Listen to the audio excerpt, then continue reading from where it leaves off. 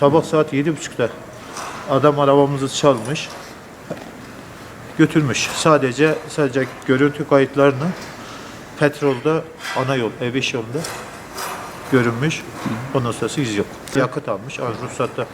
Ruhsatta rehin olarak bırakmış. Ehliyetimiz, ruhsatımız, serecamız, her şeyimizi almış gitmiş. Kontak bende.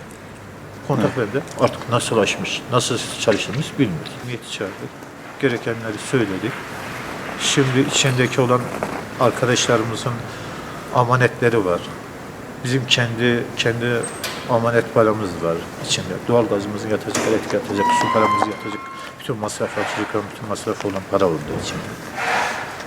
Yani her şeyimiz onunla. 60 bin üzeri.